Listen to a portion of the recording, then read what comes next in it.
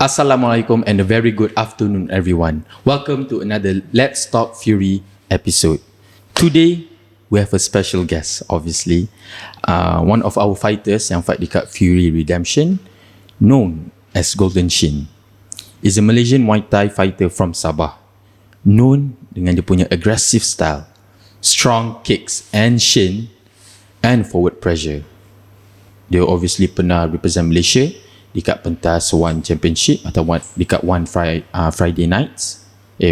fights. Lepas tu consider one of the promising Muay Thai fighters carrying Sabah's name to the world stage.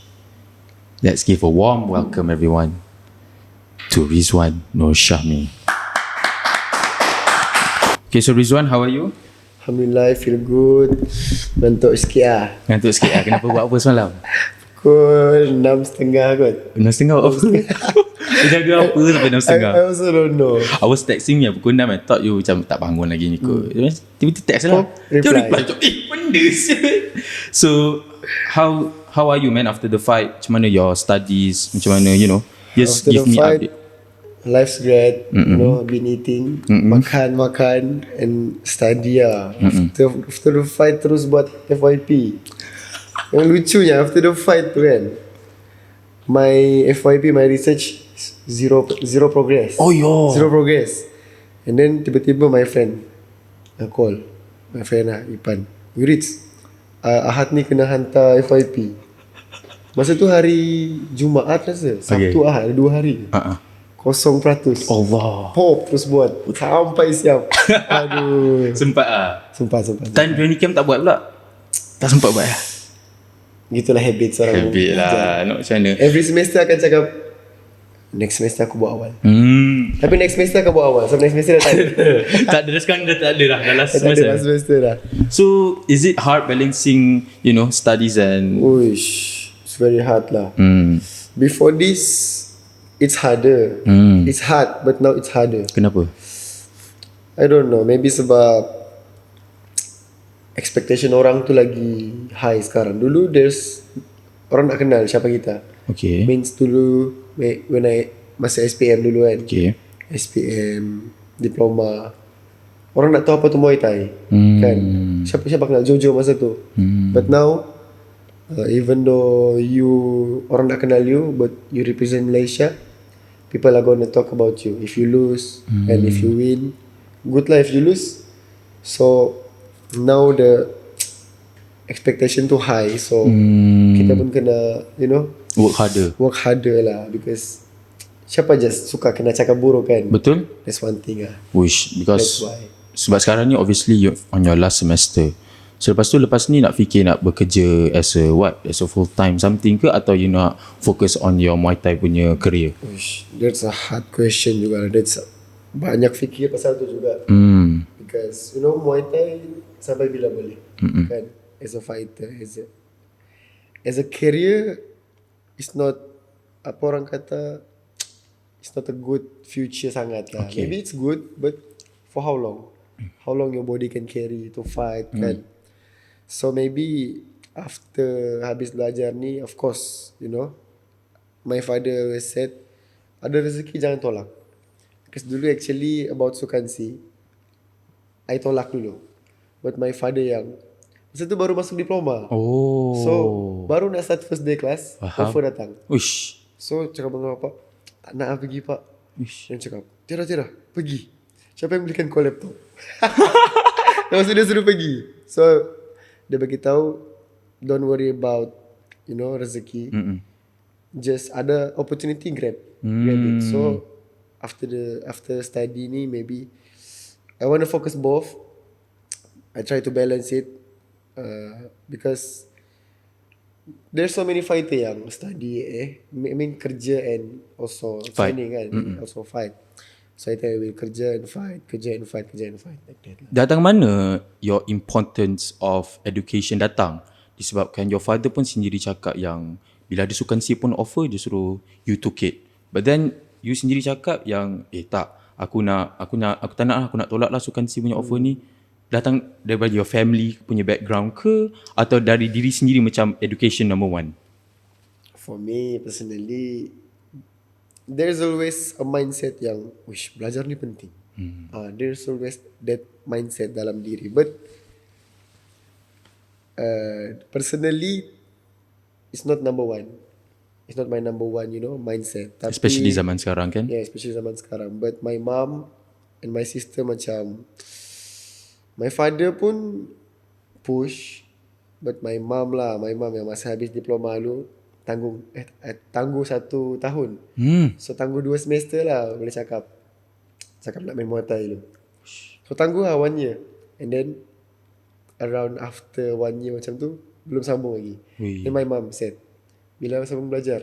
So I said, InsyaAllah soon lah. And funny thing is, my friend called Ifan juga lah call.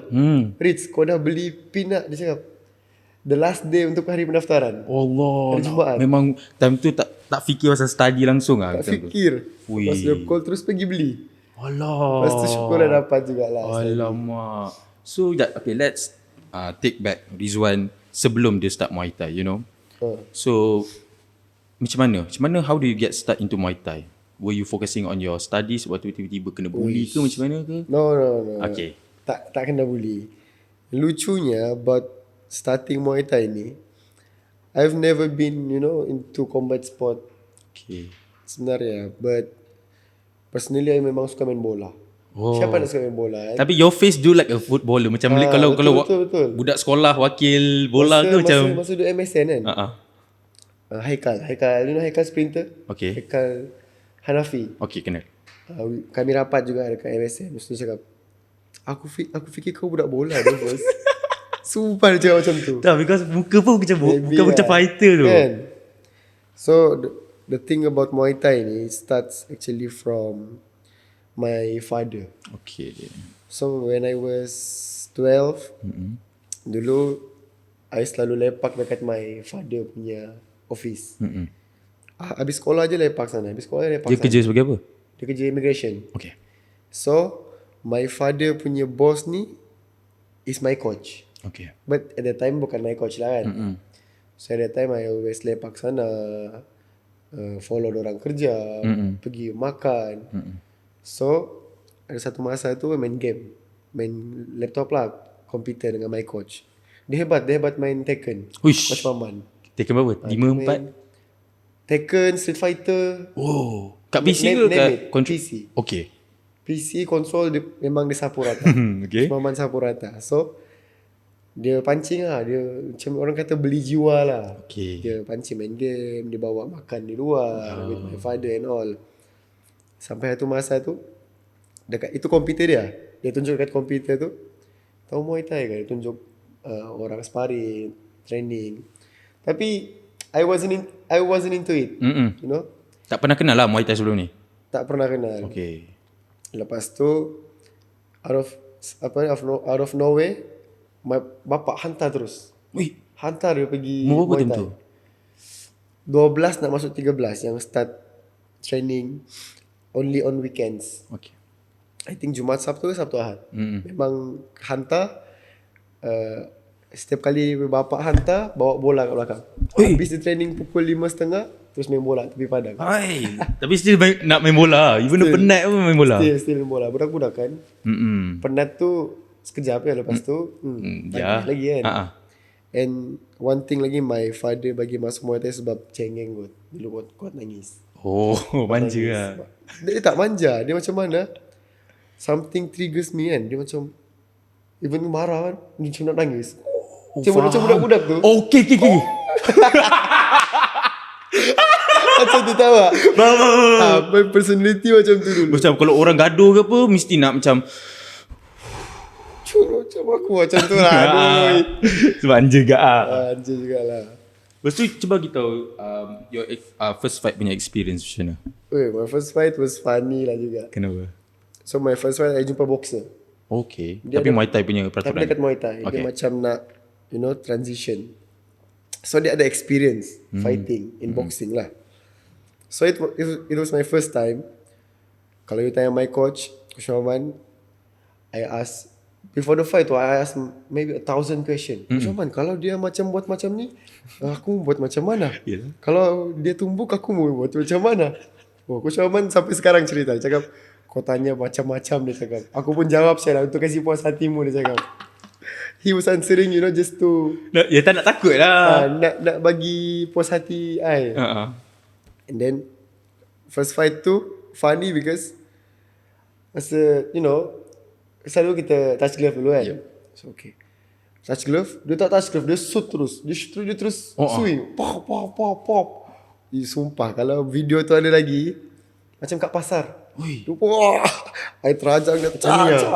Tak ada macam tu lah. Oh, iya. I undur-undur, I terajang dia. Aku terajang dia, tapi lepas tu round 1 tu memang dia bantai lah. Dia tumbuk. Dia main boxing dia lah. Dia main boxing ke? Dia pop, tak berhenti. Macam robot tu. Tapi dia tak pakai kaki. Dia tak pakai kaki langsung. Yelah, boxer kan. And then, after round 1, my coach datang. Di corner kan. Kau jangan macam dekat pasar, dia cakap. Maksudnya macam mana kita first time, lepas tu member pula, kita nak touch glove, dia terus pagi. Mana boleh Kan? Lepas tu my coach cakap, kalau dia macam tu, kau tip, lepas tu kau side step, kau low kick. Kau tip, side step, low kick. Itu je dia cakap. So masa lawan tu, start je round tu, nampak kan dia memang nak rush. So tip dulu dia, and then bila dia nak masuk, aku side, and aku low kick. Dan aku tip lagi. That's the game plan. Dia tip, dia nak masuk, acah-acah macam nak tip lagi, side, low kick, side, low kick. And then bila macam dia dapat, sometimes dia dapat combo kita kan. Just grab dia, but I clinch, but I tak lutut atas, lebih tinggi. I lutut dia punya paha, sampai dia sakit. So, macam round 3, around 1 minute left dia punya kaki dah give up because of kena low kick and kena lutut. And then kena TKO lah. Okay. And the funny thing about that fight, dulu lah, masa dekat Sabah, there's really, kurang, orang kata budak-budak join. Okay. So, masa tu pergi, without knowing you have opponent.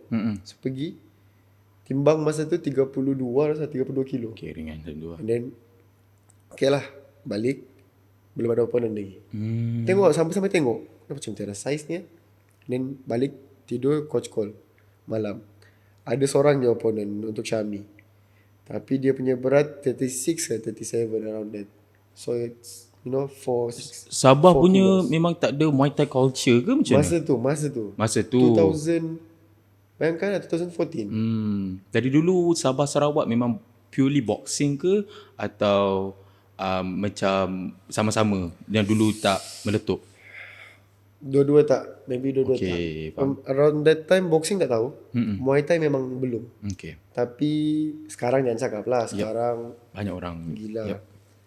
So that time memang kurang lah budak-budak. Tapi untuk umur-umur macam remaja ke atas memang banyak. Okay, faham. The competition is Biar 36 tu mesti umur bawah 16 kan?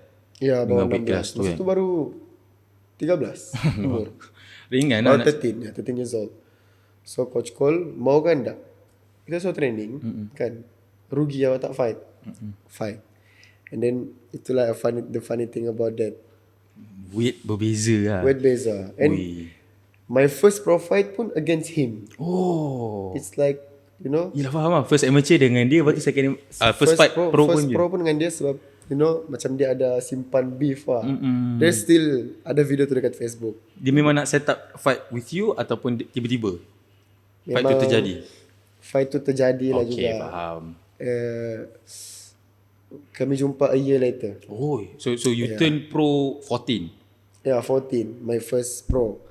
Lepas tu, masa tu, I was around 34 kilo, 35 macam. 36 kah? And then that boy was like 39 kilos. Still heavy juga. Still heavy juga. If you look at the picture, the size is different. Okay. Begini. Siapa menang? Menang lah. Syukur lah menang. Itu pun menang separuh mati juga. Separuh mati juga. So, beza weight. Kalau 600 gram, Ramadan, on dash pun 600 gram pun dah. Dah tu dah. Dah beza, apalagi 2-3 kilos. So masa tu, yang pro pula, the funny thing about the pro pula, dia imitate my first amateur fight. Dia balas balik. When we are clinching, dia lutut situ juga. Dia nak, balas dendam lah. Faham? Sebab dia dah dapat your pattern, your fight style semua. Dia dapat pattern tu. Uish, tapi dia keras. Oh. Aku high kick, dia pop. Macam Robocop, tok, tak ada effect. Oh yo. But I dominate the fight lah. Cuma last round ada letih sikit masa tu budak. So macam mana? So because dari dulu you were not into Muay Thai kan, you were into bola. So macam apa pencetus tiba-tiba going through that amateur route, sampai dapat wakil Malaysia in these tournaments. Macam mana that path tiba-tiba terjadi? Personally, after that first fight lah, Okay. I fell in love with this sport. The excitement, the feeling tu dia macam tak jumpa dekat tempat lain, Betul. Sukan lain, bola dia team sports kan. Muay Thai ni you are alone. You are a team juga, basically there are people helping you, strength conditioning, partner training, coach, everyone is a team kan. But up there, Kau seorang yang perform. Seorang yang perform kan. So the feeling of winning tu to compare with other sports, and something funny juga, the pain after the fight tu kan, it's very Satisfying. sakit tapi satisfying. Bengkak-bengkak tu kan, kalau bengkak, sakit. Tapi when I'm not fighting, I miss that feeling. That thing yang buat you fell in love when you miss that kind of thing yang it's not fun but complicated lah. It's complicated macam tu. So apa tadi route untuk tiba-tiba macam mana, how can you tiba-tiba go to the amateur punya pedigree, amateur circuit, tiba-tiba fight lepas tu wakil Malaysia. Macam mana tiba-tiba go to that route? Masa dulu memang professional is not, kalau nak cari pengalaman amateur. Okay. Amateur banyak fight kan. So the goals dulu, my coach punya goals is Sukma for me.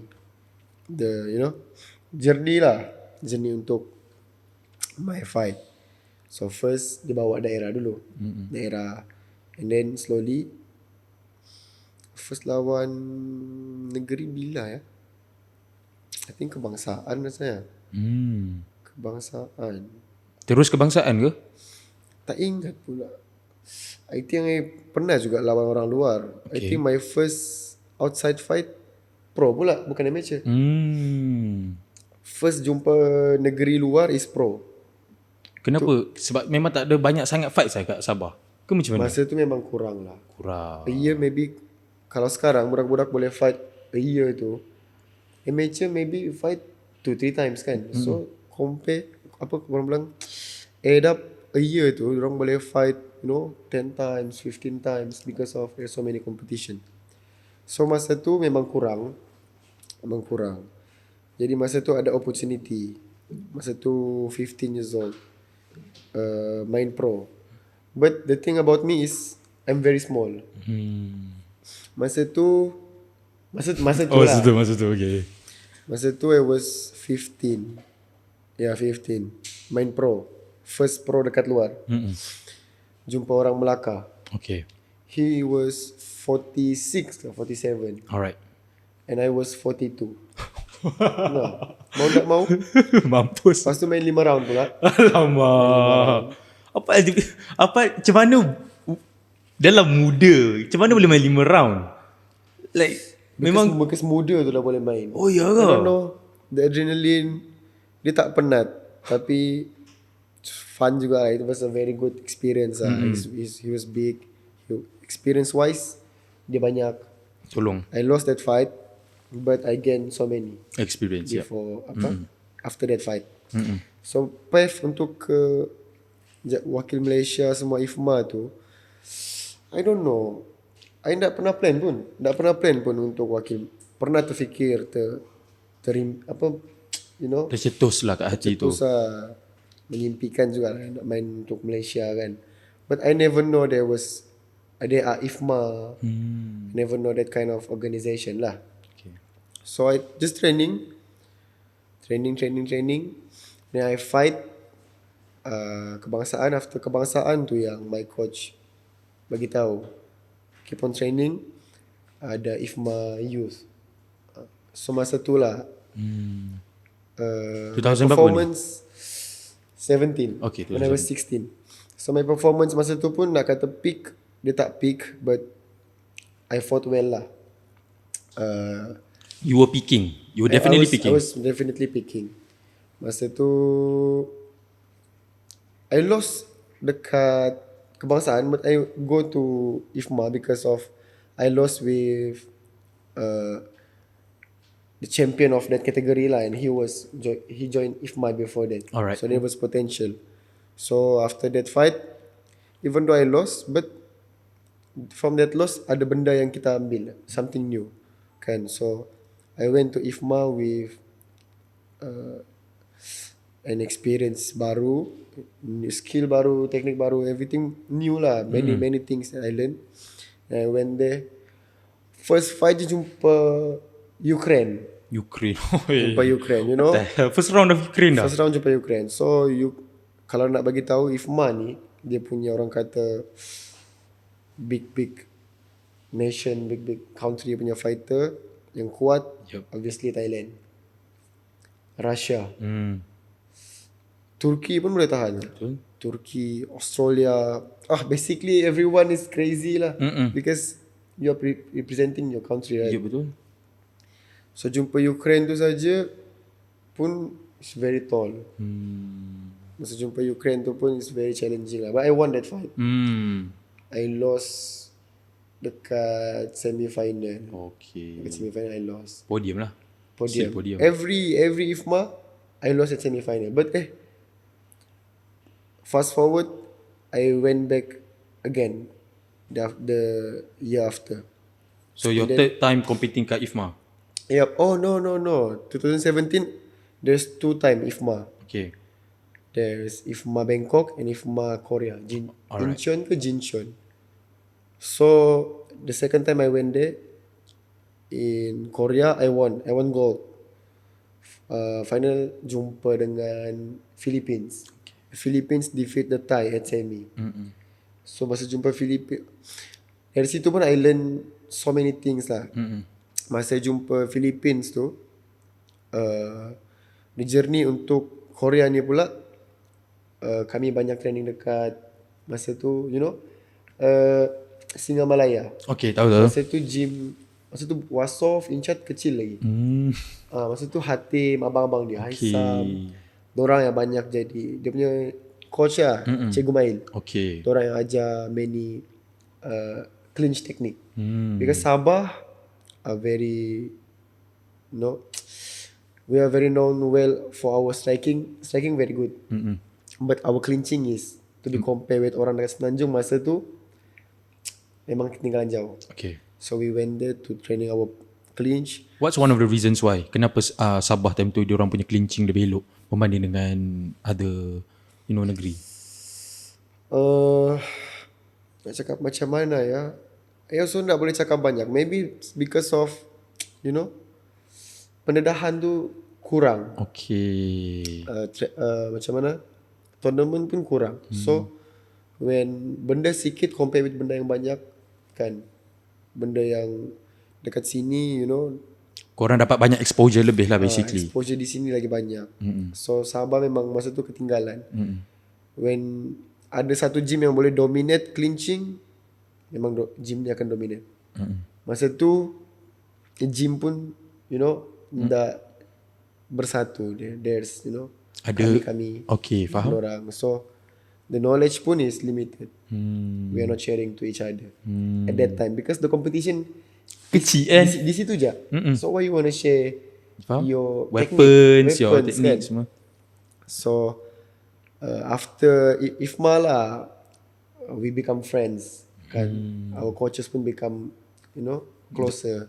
So dari situlah we share knowledge with each other. Orang ada knowledge orang, kita ada knowledge kita, kan. So to build a good team, a good Sabah team, we need each other. We need to, you know, share our skills, anything lah. So fast forward back to our cerita tadi, apa, Korea.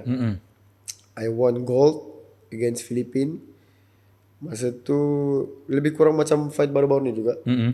I won the first round. But the second round I kena knock. Because Philippines boxing is very good. Okay. You know Philippines? Philippines kan obviously dia You punya know boxing. Manny Pacquiao? Mm-mm. Dia punya boxing memang bagus. The Thailand pun kalah because of the boxing. And the guy I know that guy because we were supposed to meet masa IFMA a Okay. couple months before. Alright. But we both kalah. Because why? Oh, korang kalah so korang tak dapat nak face Tak each dapat other. nak face each other. Okay, understand. So it was apa orang kata ditakdirkan sudah untuk berjumpa dekat A bigger Korea stage, okay? and final pula. So last second round tu dia bagi gila. Dia nampak je knock and then dia tekan. Memang dia cari. Okay, so you done with the punch jugalah basically. With the punch, yeah. Alright. I got my eyes was blue at that time. Oi. Yes. Lepas tu dia tekan. And then I survived that round. I barely survived. Okay. And then balik pergi corner tu my coach masa tu said kau kena tebus balik. You lost at Bangkok a couple of months before. So you need to prove it this time lah. Jujur cakap masa tu dekat hati bukan cakap ya aku mesti prove. Dekat hati kalau dia main macam round 2 ni aku mati ni. Sumpah. I said like that dalam hati. Kalau dia tekan macam round 2 ni mati aku ni. Mati ni. Syukur round 3 tu start orang kata momentum tu sama. Sama and going apa orang kata the end of that fight who wanted more. Siapa yang lagi mau. So he was a bit tired than me because of that round 2. Dia round tu dia mesti go all out. But Round first round 1 dia dah dia tahu. dah kalah because amateur ada bot kan. 10-9. So first round kita menang, kita the spirit Okay, lagi, alright, we the can. confidence is higher. Betul. And you want to play the same as round 1, as calm as you want because there's no rush, you are winning lah. Kan, you need this amateur fight, you need to be Smart. not rush, but you can rush also. Okay. Depends. So dia rush and then round 3 dia penat. Aku pun penat juga sebenarnya. Tapi Who wants it more? Who wants it more lah. And alhamdulillah I won. Memang very Tipis-tipis lah. Split decision lebih kurang SD lah. memang split decision. Memang syukur lah that time. So what macam obviously you face dengan many fighters daripada different countries.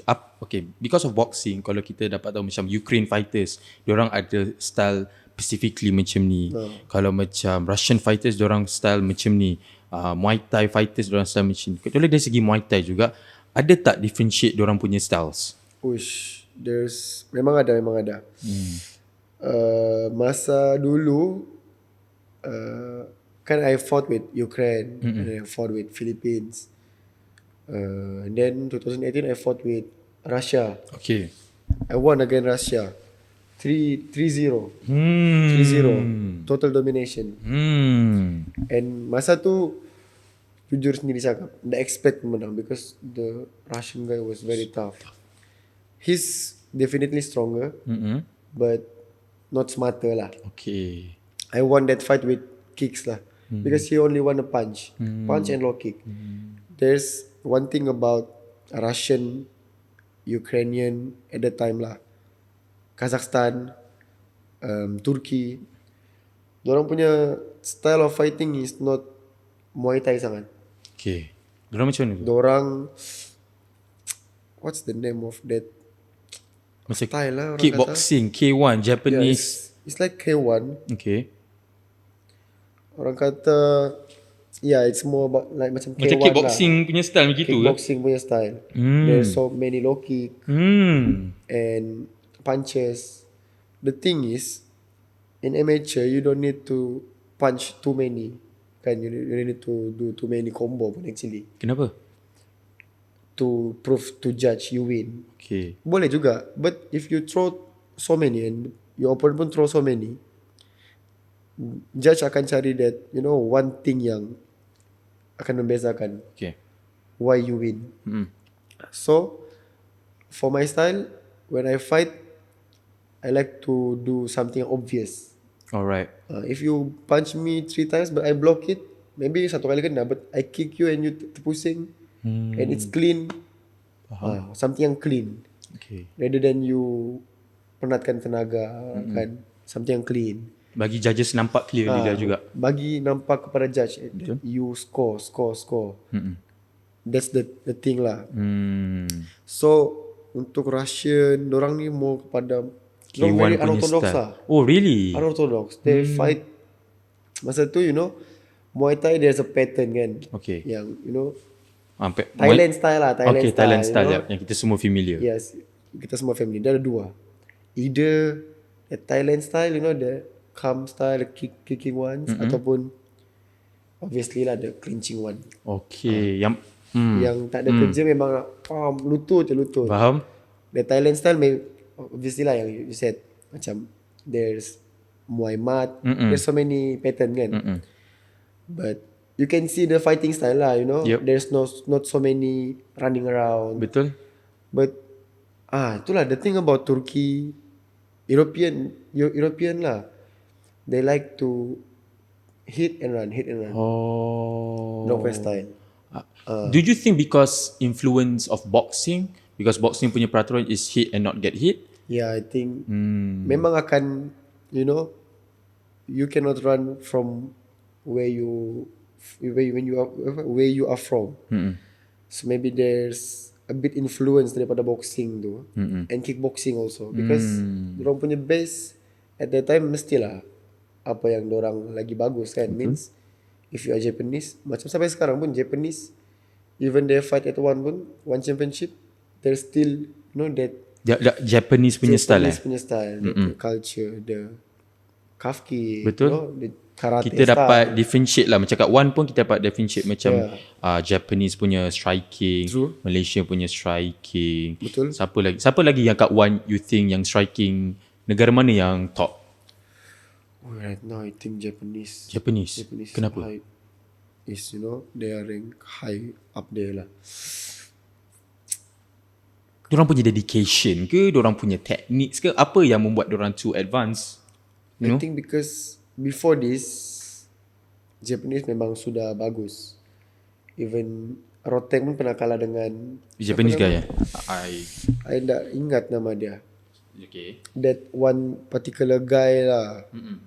Siapa nama dia, I tak ingat lah. But at that time, you know, the orang kata, nak cakap macam mana, Dia apa? Suzuki dia kata dengan Suzuki? Suzuki ke siapa tapi diorang tak fight dekat one, diorang fight dekat Oh, diorang fight kat tempat lain lah? dekat Jepun. Okay, Jepun. Yep. Alright. Diorang punya style of fighting memang sudah gila lah. Japanese kickboxing. Okay, sebagai Japanese kickboxing ni, yang ni, this guy ke? Tapi fight ni tak jadi kan? Ini Takeru. Takeru tak jadi kan fight ni? Cuba search Loss. Roteng lost versus Japan. Loss Versus Japan. Siapa Apa? Ni, Roteng Takeru lah. Bukan Takeru. Bukan. Loss tu. Who's that name Siapa? Ada seorang. Sampai masa dia lawan siapa hari tu Takeru, dia cakap sebelum dia retire dia nak lawan 3 orang. Takeru 2018 was declared a draw. bukan. Roteng. Right. Tenshi ke? Tenshin. Yeah, Okay. Yep. Alright. So this fight. Okay. This fight ke? yeah. Oh, Tenshin guy. Yeah. He fought. Tenshin. Okay. Mayweather. So this guy, satu dia kidal. He's very unorthodox lah, you know. The fighting style is tak sama lah. You know, it's harder to face people yang Yelah, so unorthodox. unpredictable. Betul. Macam ya, kalau kita sparring dengan beginners pun, kadang-kadang kita pun dapat land, dia dapat land kat kita. Sebab kita tak biasa dengan dia orang punya rhythm. Dengan pattern kan. So, siapa tahu Roteng kalah disebabkan tak familiar dengan this style, atau because this style memang dapat eliminate Muay Thai Thailand punya style, in your opinion? I don't know. There's, you know, give and take juga about my opinion kan. There's, Okay. it might be not true kan. But I think one thing about Japanese, they are very fast. Very fast, you know. Laju. Betul? Dorang tengok siapa nama? Nadaka. Betul. Dia shadow. Tengok cara dia shadow, tengok cara dia pad pun sama. Betul. It's very laju lah. One thing about them is laju. So do you think macam Japanese punya style, diorang emphasis more on diorang punya speed, but Muay Thai, Thailand dia emphasis more on the power? Yeah. One thing about Inoue. In a way, yep. In a way. Inoue. I read some macam, you know, from Instagram yang bagi tahu Inoue jarang training power shots. He train more on speed. But on fight day, it translate to knockout power juga. Betul. Sebab dia tak known sangat dia punya speed, dia known for dia punya power. Betul. So, man. He's known for his power. Betul, exactly. Tak ada siapa pun cakap yang dia Betul, but cara dia training. cara training, dorang kata dia more kepada speed. So, you know, I think Japanese is known well don't get speed lah. I see. Yes. So now, let's touch about, you know, your recent win dekat Fury Redemption. Obviously, you face a tough opponent, you know. A tough opponent. Alan Nasir. Maybe kepada orang yang public maybe tak tahu, but when I look at his record semua, dia ada 20 wins, but a couple of losses je. He's not a journeyman. Lepas tu dia punya memang strength dia Muay Mat, you know. Dia memang kaki pressure, tangan dia pam pressure. Tu je. Kaki penumbuk lah. So boleh tak tell me your experience on, you know, fighting time hari tu kat Fury Redemption? Fighting ala Nasir tu obviously, honestly, my plan was to knock him down juga with kicks, because obviously I was higher, and for him untuk reach me, he needs to move forward. Betul. But something about that day, I don't know, because he like to throw overhead. Okay. Yep. He likes to throw overhead. Because his shot, Betul? obviously dia suka buat macam tu. Dia kena masuk range. Dia kena masuk range. Dan dia kena paksa. And I was planning to, you know, to meet at the middle. Okay. To bomb the elbow. Okay, so your plan was to fighting against the ropes ke ataupun dekat tengah-tengah ring? Supposedly I was told to fight out of the pocket. Okay, Because understand? obviously he's a good boxer. He's a better boxer than me. Faham. Because of his, you know, main weapons is Weapon, yeah. And during the Hands fight up. pun, kita dapat tengok yang you realize macam, oh shit, I can't stand with him. cannot stand with his Yeah. boxing. But but if you saw, my promoter cakap I was What? macam mana? Apa? I was not fighting dalam pocket, but the knockdown was unexpected lah, because I think I was not that close with him. You know? Okay, nak tahu tak, when I study your fight, the thing I said, cakap apa tau, I think Rizwan dia tak expect that type of sudden pressure. Will you agree of that? Sebab mula-mula korang slow, Yeah, it's but very then all of a slow. sudden dia It's very slow. korang pun tengah feel each other. I kick him, you know. Tiba-tiba betul-betul unexpected lah. You know. So right now your game plan was on obviously using your kicks, Yes. keeping out of his range, betul? Tip and then Tak bagi dia masuk lah. out, yeah. Kick. This one. Tak, pam. I think one thing about Fury punya ring masa ni, dia kecil. Betul. I would agree. Ring kecil. Betul. First tengok pun macam kecil juga actually. Kecil. The ring tu kecil. Mm-mm. So Is it 18? I'm not sure lah 18 tu I ke. pun not sure, but Usually you fight kat mana? 20 by 20 ke? 22? I'm not sure, but bigger than this. Bigger lah. than this, okay. Bigger than this. So I think the punch tu, usually I will long guard it, but I don't know, because gitulah fighting, there's so many unexpected things. So after you kena knock down, what was your game plan? Sekarang ni tengah fikir apa? After that knockdown, there's something changed lah. Obviously something changed. In my mind I was like, ush, aku kena knock down lah. And this is in Malaysia. So many people are rooting for me. So personally aku punya game plan masa tu, I was like, I need to get this back, you know. I need to take this back. So that was why aku pun masuk juga balik. Betul. Because of, uish, aku mesti tekan juga. Keras tu. Non-stop pressure man from him. Non-stop pressure. But Yeah, aku he's being smart lah juga kan. Yeah, aku nak masuk, but I stay in his pocket a couple times, you know. Too long. Padahal I boleh too long. Padahal I boleh kick and get out, you know.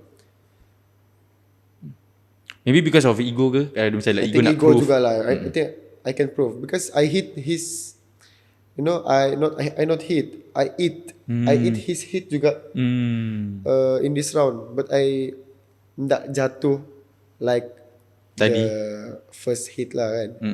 You know. After this I think berapa banyak juga kena shoot. Kena box. Do you rate dia punya power?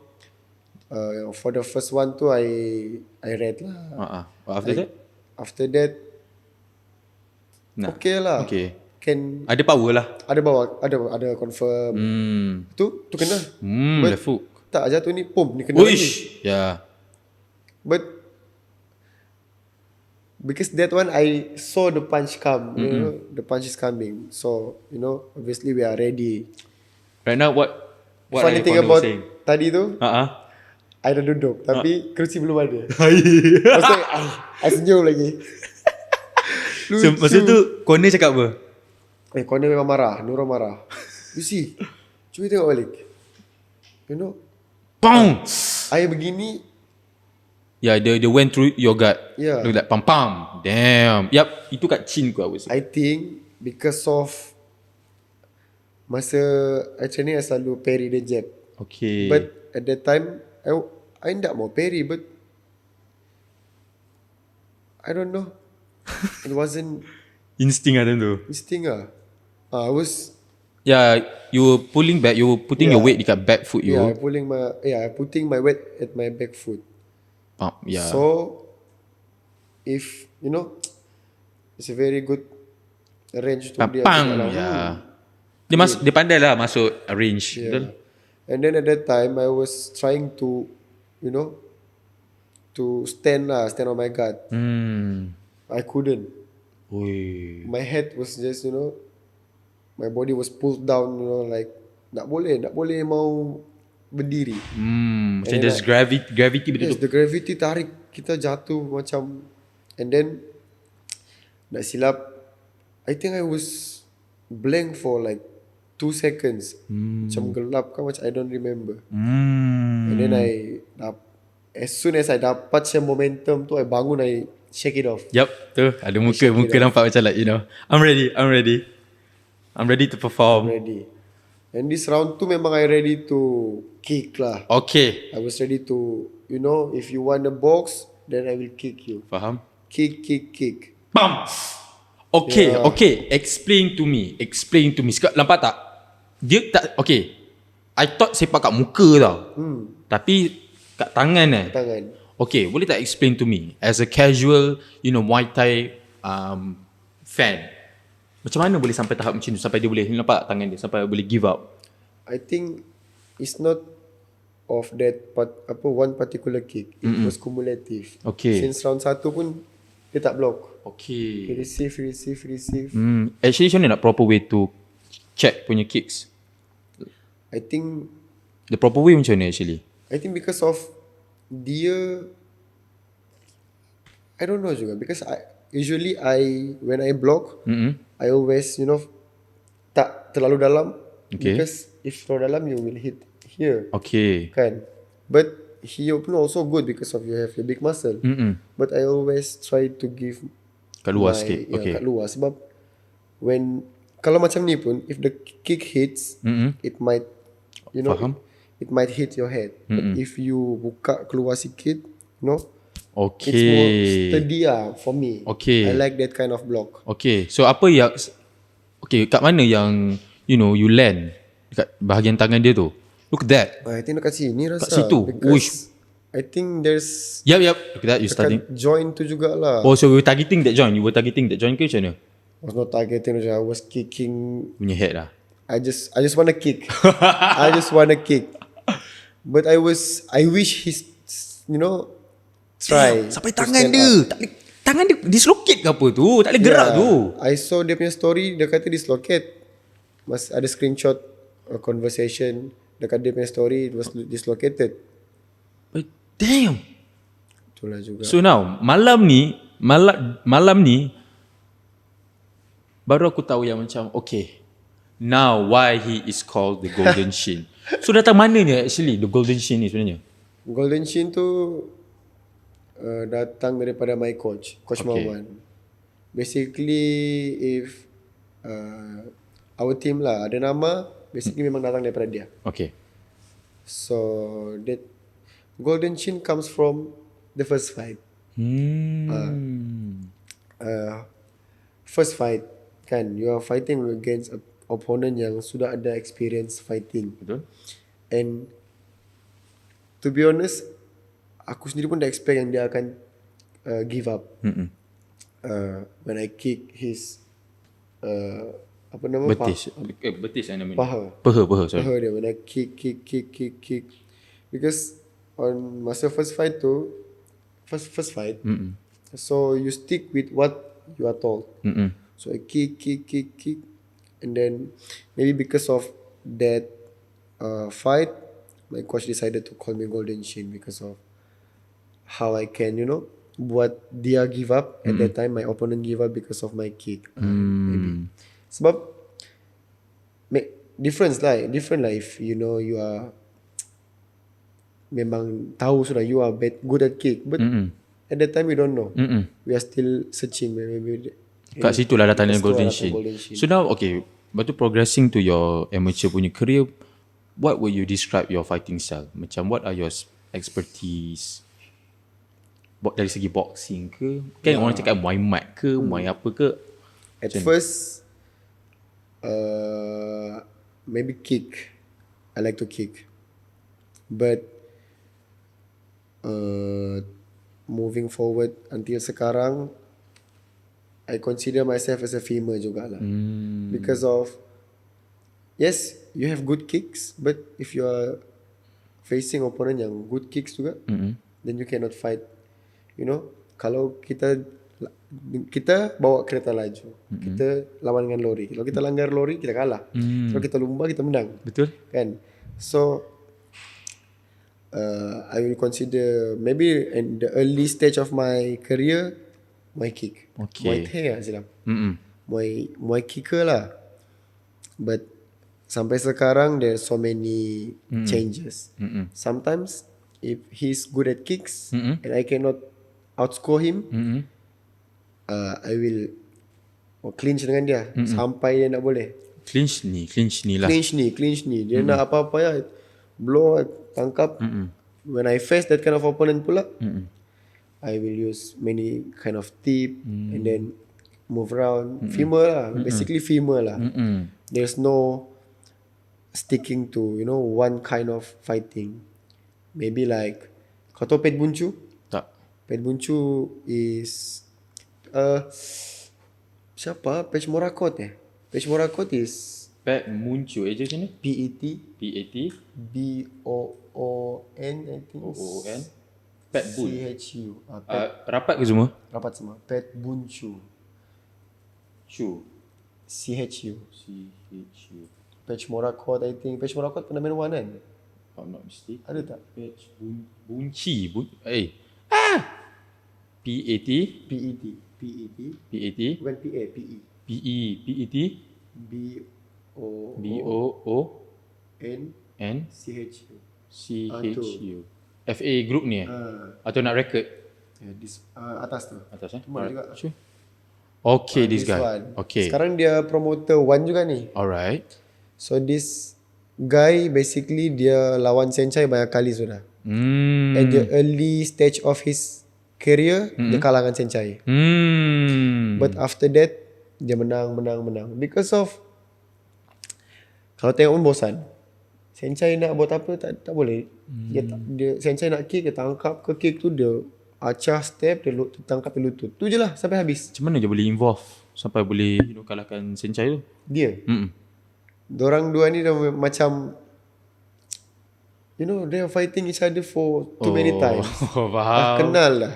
Faham. Dorang kenal masing-masing. And Hmm. at that time, I think the only fight yang Senchai boleh struggle is dorang lah. And the funny thing about Pet Bunchu ni Okay. and Senchai, Pet Bunchu pernah lawan Senchai Okay. 2 versus 1, you know lah. 2 versus 1. Senchai 2 versus 1. Ada dekat YouTube. Nah. True. 2 versus 1 maksudnya. Tapi bukan at the same time lah. Okay. 3 round dengan orang lain, 2 round dengan orang lain. Tapi ada terus sekaligus terus. Terus sekaligus. And Last funny Lumpini. Ini. and funny thing is Senchai menang. Wow. Ini ke? Bukan, ni dorang lawan. Cuba type Senchai 2 versus 1. Tu. Bawah kot. Nye. Tu. Two man. Senchai Two man. versus 2 man. Pet Bunchu lah salah seorangnya. Bahino lah apa? Pet Bunchu tu, Pet Bunchu and Saget Dao. Yup, so dia blue corner. Okay. Nah, blue So corner. Senchai seorang ah? Senchai Senchai seorang. Kipabu apa? 3 round dengan Pet Bunchu, 2 round dengan Saget Dao. Macam tu lah. Why? Macam sparring oh. Macam gila. Macam sparring oh. Wah, tengok. Dia tak buat apa-apa langsung. Dia memang masuk terus Ya. clinch. There's no itu je dia buat. Tengok. Dia tak nak bagi gap langsung. Huh. He don't wanna dia nak tengok. Macam mana Senchai tak kalah tapi masa Senchai dah kalah pun dia dah berumur. Ya. Sebab Senchai dah lama He's kan. crazy. And this pun dia naik kategori. He's small bah.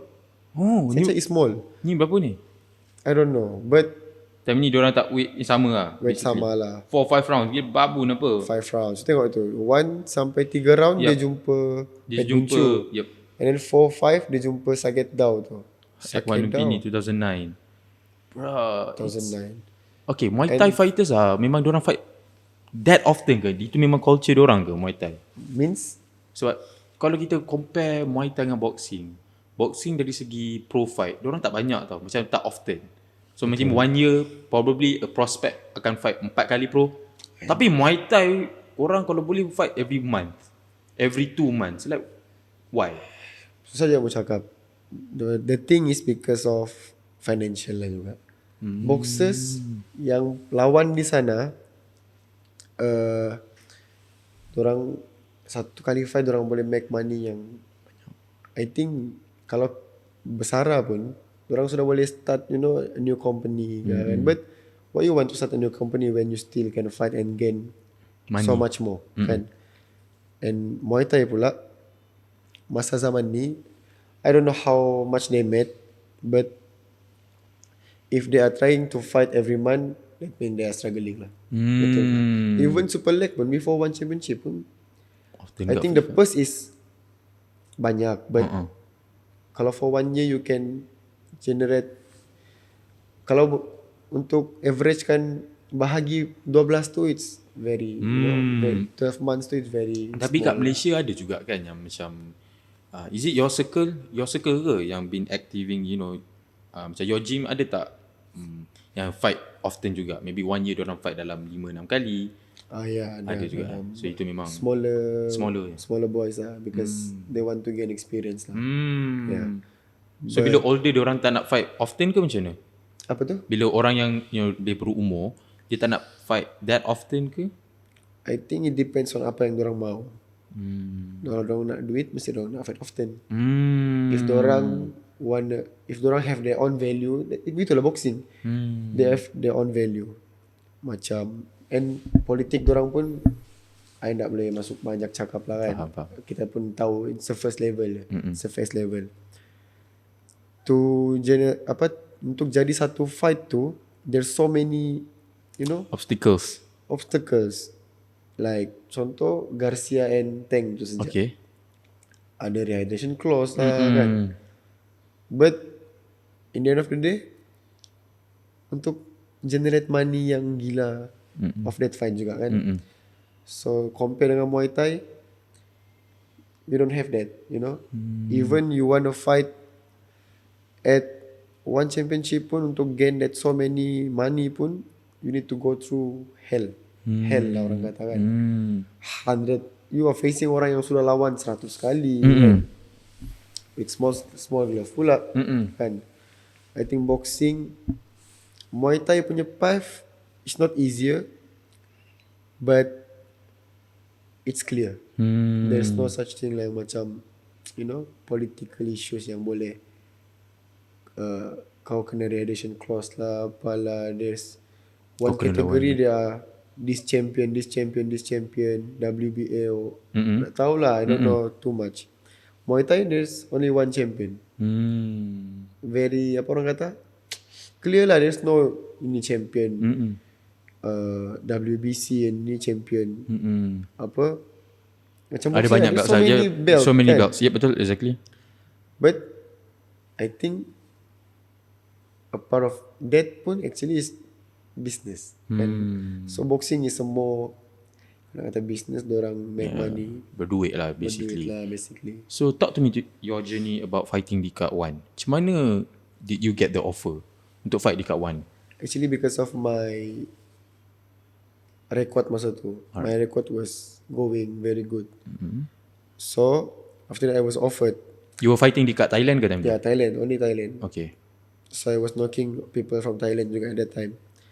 So masa tu dah propose trying to fight dekat One lah. And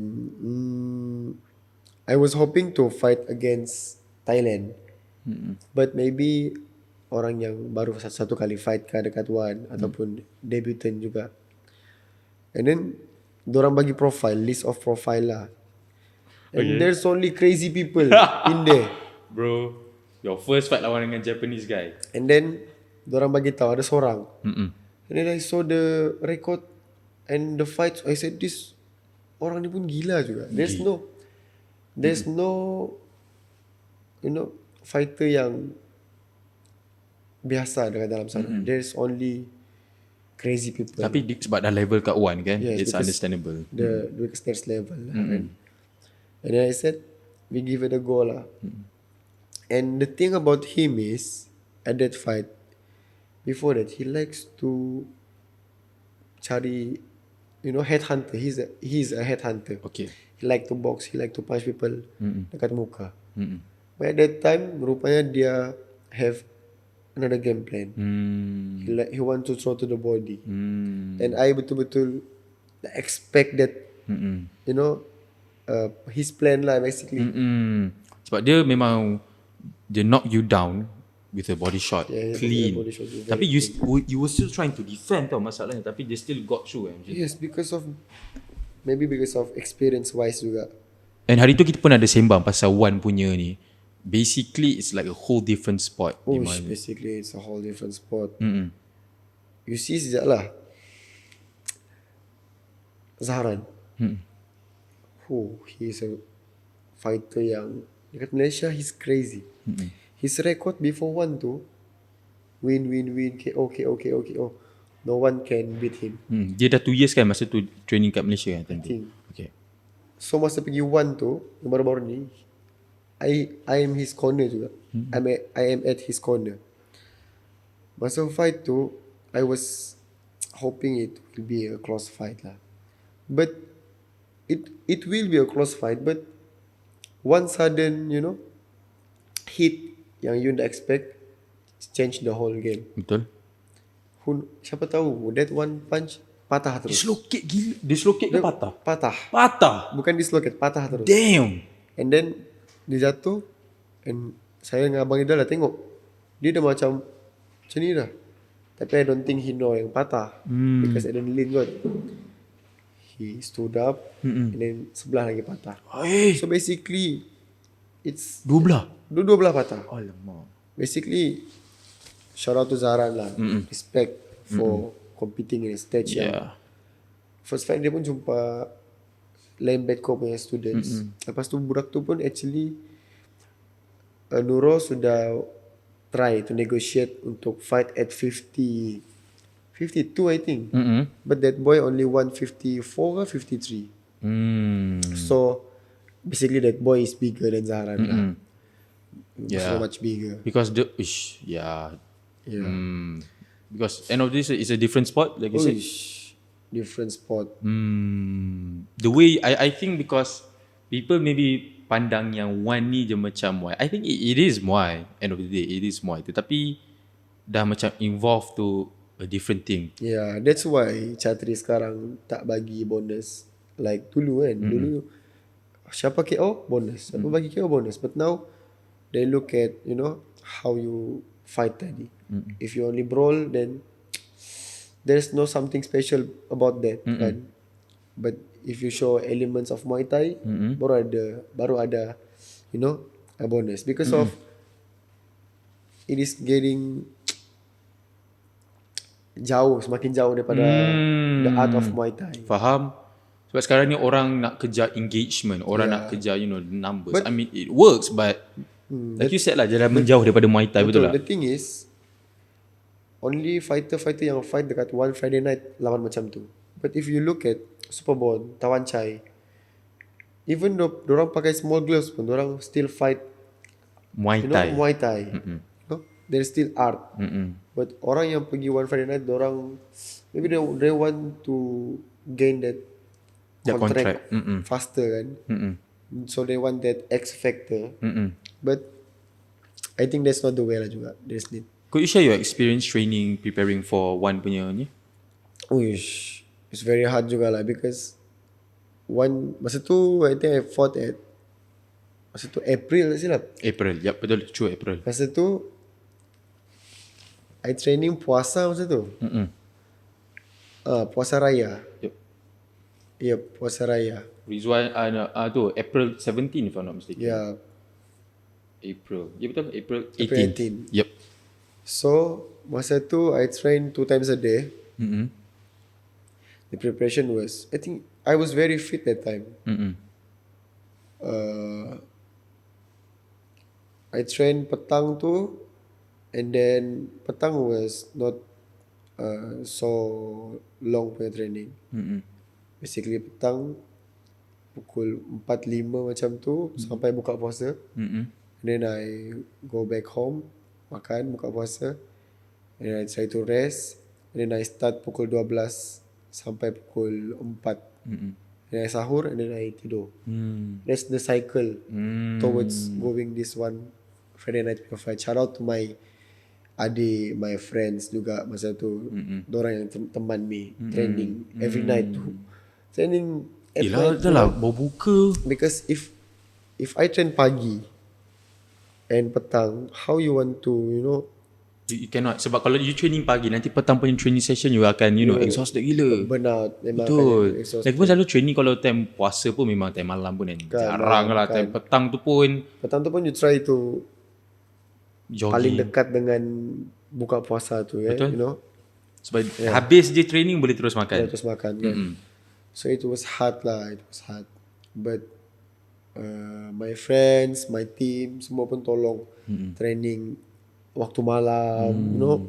Siapa the first week training malam tu, your body was trying to to sebelum biasa, that itu is our, kalau bukan sleeping time pun rest. So our body was like trying to Tapi we're training at night kan. training Bro, it's every day. Pukul 12, first tu pukul 1. Try sampai pukul 4 tapi it was too late. So pukul 12, maybe habis pukul 3.30. Tapi still lewat tu. Lewat. And then masa tu yang lucunya masa tu kelas juga tapi online. Oh my god. Dah tak masuk dah kelas online. Tidur. Tidur and then bangun. Basically my morning was like my night. Tidur, then bangun, run, and then run training, and then balik buka puasa, and then that's the cycle. That's the cycle. That's the cycle lah.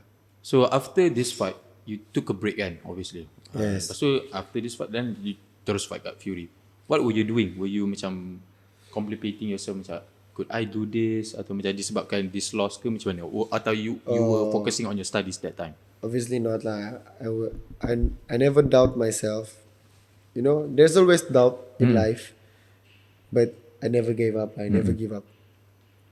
At that particular time, because of one championship, supposedly Okay.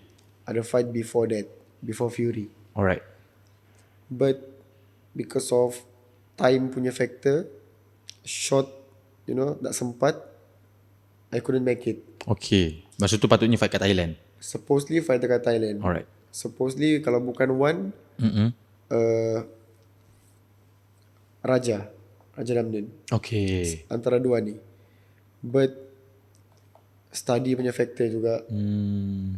Time was so packed. Jadi tak sempat. But I went there. I went to Thailand training. I gain experience. So that's the reason why Fury baru fight again. Because of there's a big gap lah in between yang study and then fight, because of I pun tak mau extend another semester, you know. Malas It's very tiring. So rather than you need to study again the next semester for, and then the funny thing, if I extend, you are doing the same thing again. Nak kena hadap benda sudah sama. study, kan? So better finish this and then try to focus on apa yang kita boleh grab. Like I said lah, apa yang kita boleh grab, kita grab. So that's why Fury tu baru dapat perform again. Yeah, I'm not the same with other fighter. If you can name fighter yang still studying, there's so little. Tak ada. There's so little. And I'm one of yang still competing, still trying to, you know, study and compete at the highest level. Macam tu lah. Why do you think Muay Thai fighter kat Malaysia tak pursue in education? Because I've known some people yang, I mean, it's not bad, you know, dengan zaman sekarang it's not bad. Kita tak cakap bad, but they choose that pathway, you know, to go full time there. So why do you think that is? I don't know. I don't think because of Muay Thai itself. I think because of that particular person sendiri. Sebab the decision made was based on kita sendiri kan. So for me, I think Muay Thai is yes. If kita fikir sekarang, is a path yang very good kan, but it's a big risk juga, big risk, because of, you know, if you can be a champion, then it's a good thing for you, but how long can you be a champion kan? And then how you can translate that, you know, kind of fame, kind of money into something yang after fight After pula, career. after career pula kan. And then if you fail, what are you planning to do? Coach? And how much money can you generate as a coach kan? Because of, even if I'm right now, if I finish my study, finish my career, I still can, you know, work as what I study, and I still can become a coach. Kan? There's Ada two baskets lah two basically. basket kan. But when you only have Muay Thai, then you are depending on Muay Thai itself. So for how long you want to depend on that kan? Kalau you penat, and you obviously you akan penat one day. That fire will soon padam.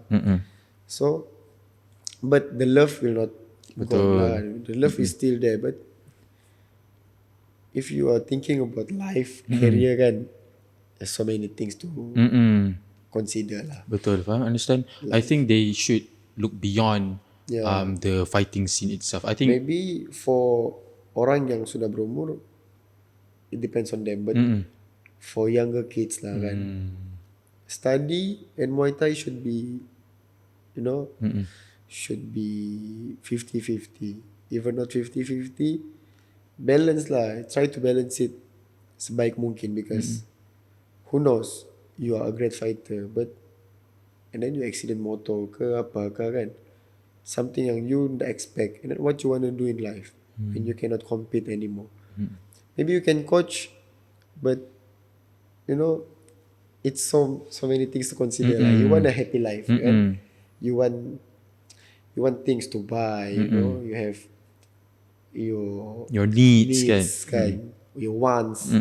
So try to maybe kids tak think about that. Once you at one point you will think about it, and Ya, korang betul-betul genuinely kena consider, jangan look at this as a short term thing, look at this as a long term thing. Because okay, for example kan, after you retire, you juga kena ada some type of ilmu, education untuk plan. Contoh lah, let's say if you want to buka a gym, for example, you have to have somewhat of education untuk buka a gym, operate a or gym. not, people will take advantage of you. Use your name, and then okay, there's adalah cerita yang dia ada nama, and this particular person bukakan gym untuk dia, but it cannot sustain because you don't have knowledge. People are using you because of your name only, and he paid you with maybe the trick is, okay, I will give you this basic gaji contoh, and then if you want more, then you can cari PT, but 50-50 contoh. But if you don't have knowledge, you only know how to fight, how you want to gain PT. Betul lah kan? About PTs pula, you need to be good at speaking, you need to good at teaching, you need to, because there's two different kind of person datang training. There's orang yang mau belajar and orang yang like Nak cardio like T20% kind of stuff. Okay. Sometimes they just want to show off. Right, betul lah. Okay. There's not two kind lah. There's so many kind, but there's if Seorang yang make betul-betul genuine, lagi seorang just nak gitulah. Okay, faham? just want to have fun. They have money, and if you want to capture that kind of circle, you need to have knowledge juga. You need to be exclusive juga. You need to have your exclusivity, because if orang yang have money, dorang akan cari benda yang eksklusif only. Kan? Benda yang senangkan dorang. Senangkan dorang, and then buat dorang nampak looks good on them juga. Betul lah. Kan? They don't want penat-penat. Lain lah kalau orang betul have goals, kan. That kind of thing lah. There's knowledge, marketing, target audience. There's so many things lah, kan. That's why knowledge is important lah juga. Sebab because ada juga kan, I don't know if you expose ke tak dengan benda ni, but ada juga Malaysia fighters yang kena take advantage. Yes. Betul tak, in the fighting scene, sebab diorang tak ada knowledge in. Yes, so many fighter yang kena ambil kesempatan, because they don't have knowledge about it. Kan? Rather than you kena baru belajar, better you tahu dulu daripada ditipu. Kan? Faham? That's a better way. So what's your advice to sekarang ni? Because right now, the combat scene in Malaysia are growing fast. Very fast gila. rapid. Betul, rapid gila. And kids pun sekarang are pouring dekat gyms, going to the gym, sign up semua. So what are your advice to them, choosing this pathway? My advice is, of course, if you love Muay Thai, then do it 100%, 1000%, kan. But at the same time, don't leave your study behind. Because yes, there's Jojo, contoh kan, Jojo. But if you look at Muay Thai scene, how many Jojo can you see? There's only one. Out of not 1,000, 100,000 maybe, kan, fighters in Malaysia. I think puluhan ribu pun fighter kat Malaysia ni, kan. There's only one Jojo. Betul tak? And don't say other fighter lah yang making money also. Say Jojo because Jojo Alif, kan. But we say Jojo as the Sebab Jojo yelah orang kenal. kan. There's only one Jojo. And where's the others? Kan, where is the other? So you need to think, not that you not believe in yourself, but Reality, I would say. this is reality. Maybe if we talk to kids, we cannot talk we cannot talk to them too deep about it. But just tell them to focus both. Kan? Just do your studies and then do your Muay Thai. Sebab kalau takut expose to them, takut crushing your dreams or something like that. Crushing your But dreams. we obviously as adults pun kita kena expose to them, kita kena beritahu orang, if you guys choose this path, Betul? not everyone can be a champion. So kau kena accept the reality. Yes, Either kau kena work hard or just be another guy in the scene. Guy. Kan? Even Jojo is not yet a champion bah. Betul tak? He's still trying to Dia sekarang contender kan kat one basically. juga. He's a contender. But to be like him, it's not that simple. Before he jadi sekarang ni, dia sudah lalu so many susah kan. So right now dunia sekarang, people are only looking at what they saw. Yeah, which is the achievements. But dorang tak nampak losses, the sacrifice. So I think that is when baru akan sedar. If they experience it themselves. Macam tu lah. So now coming back to your one fight, I just want to take back to your one fight. What is the one thing that you learn the most fighting there? Yang benda tu tak pernah expect pun lah. I think the thing about one is you need to go first. You need to do it first. Ataupun not to do it first. I think kalau mau be specifically, trust yourself. Do it. Orang kata just do it lah. Orang kata Nike, just do it. Do it. Don't doubt yourself, because of course when you're fighting someone who is better than you, there's always doubt, ragu. Because after that fight, the Japanese was dia struggle nak jalan. Betul. Dia punya hidung pun pecah. But from that fight, kita tak expect pun benda tu sebenarnya. Rupanya after that fight, dia punya kaki sakit. But can you imagine if I tak wet sangat, I go first, maybe the result will be Different. the other way. Maybe itulah yang I belajar. And from that one championship fight, one Friday night punya fight tu, I think apa yang I belajar lagi is to not give up lah. Bukan maksudnya I give up that time, but after the loss, how do you bounce back? Kan, how do you take that losses from so many orang yang akan kecam, orang yang akan kata kau ni tak layak, kau ni gini, kau ni begini. How you want to bounce back? And good thing from Jojo is Jojo proof lah. That time that orang akan kecam, but you have you. Kita ada kita ni ada diri kita sendiri. So what do you want to do from that loss? Are you want to let people to ruin your dream, ruin your spirit, or you want to prove people wrong, right?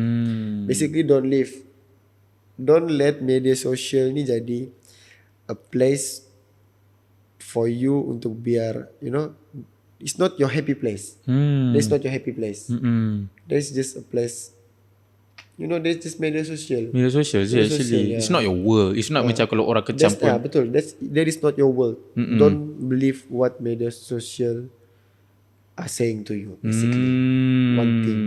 Betul, because people can see. Because it affect people. Media social affects people. True, betul lah. Betul. Do you think like that? Betul, because the thing is macam like people kadang-kadang take social media too seriously. Di mana contoh they know apa yang diorang dah pernah go through. Diorang know diorang punya journey. But then when ada beberapa orang cakap yang macam apalah benda kau kalah, for example kan, and diorang doubt diorang punya self. Padahal that person tak pernah pun tahu kau punya journey. True. So don't let other people words destroy you. Be you, do you, and chase what you want. That's one thing lah. Because masa awal-awal I lost, I read the comments like, whoosh, crazy man. I said like, Diorang tak tahu the sacrifice yang I went through to get here. But they can easily say about me. Diorang cakap apa time tu? So many things lah. Memalukan Sabah, memalukan Malaysia kan. But in the end of the day, Jojo dah cakap, korang tak tahu apa-apa, korang, you know. Ada tu that particular word that he said. It opens my mind lah. Yang macam. And my coach juga said, even though Jojo yang doing well, pun kena kecam. So, what are you trying to gain from social media? Media social. What are you trying to gain? Even people are doing well pun, people still have something to say about orang yang doing well. Betul. So, don't let media social, don't let your head ni believe that media social tu can fulfill your Satisfaction lah. Betul? Exactly, man. Now, let's move on to, recent topics. Yep. So now, obviously, yesterday, kita ada fight. Promotion dekat mana? Dekat Sabah. Rentap, Sarawak. Rentap. So it's, diorang punya fight card. Give your opinion first. Give your opinion about the fight card itself. The fight card, actually I tak tahu sangat every detail. Yang I tahu, the one who fighting is Amarul. Yep. And then Izzat SS tu. Yep. Boy Prata. Yeah. That fight memang very good fight. But let's talk about, the fight yang, sekarang ni tengah dicakap di mana Hasbullah versus Wassoff. That fight was... Okay, talk to me before the fight. Boleh tak, are you familiar with those two? Hasbullah dengan... Okay, boleh tak talk to me about them? I was thinking, obviously, Wassoff akan dominate because of experience-wise. The fight dekat Thailand so many times. The fighting style is very... So you thought you were backing Hasbullah lah time tu? I'm not backing Hasbullah. I know Hasbullah punya eagerness. Okay, faham. Because of dorang punya last fight is Sukma. Oh, dorang dua pernah fight? Sukma. And Wassoff menang. Oh, Sukma Sarawak. Oh, yeah. Decent juga. First round. Oh, wow. Okay. And the funny thing about that, masa tu the rules pula masa tu berubah. Oh, yeah. That yang year. Rules yang main kejar-kejar tu. Bukan 10-9. Rules yang kau score, kau hit. Kau score, kau hit. For me personally, I don't like Sebab that year yang change kan benda tu, all of a sudden kan? All of a sudden.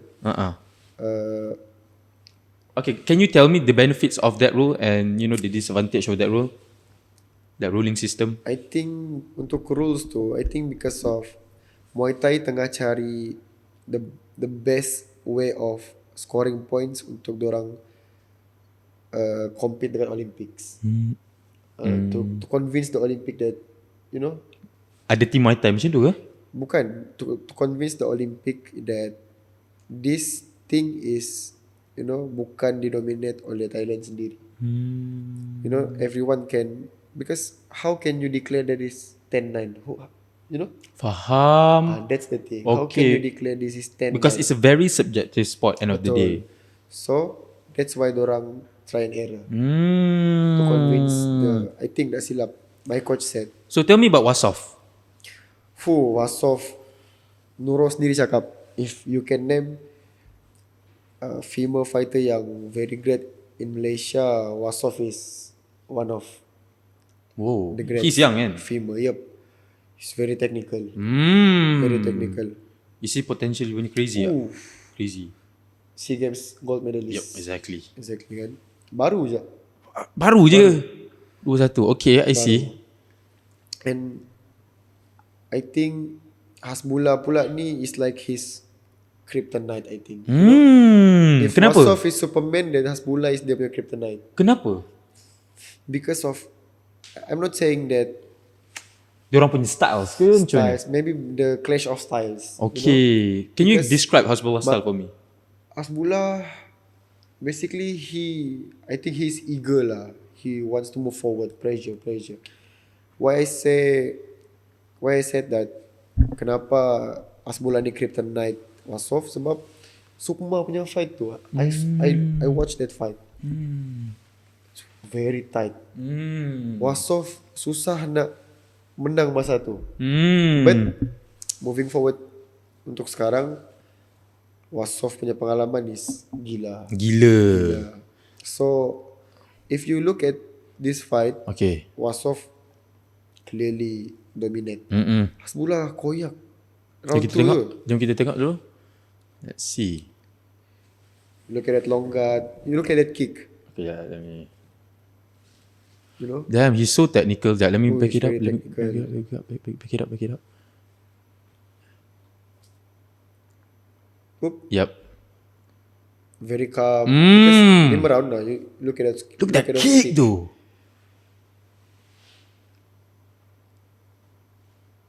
It's very technical. The kick too shows level. Betul. It Tak show- telegraph. Nice. The kick was very good lah. So what happened though? Like because like man, I can see Wassoff is doing amazing, but you know, Hasbullah Dina If you ini round 1 kan, round 1. if you move forward di penghujung round 1, Hasbullah sikit jatuh. I think around This no, one. bukan. Bukan this one. I think depan lagi. I think 1 minute ke bawah kot. 1 minute ke bawah Yep. Alright, so moving. Okay, 1 minute before the fight. So damn. So they're fighting for the belt kan, for the WBC belt. WBC. Mm-mm. Kalau tengok fight ni, Okay. Wassoff memang very calm lah because 5 rounds.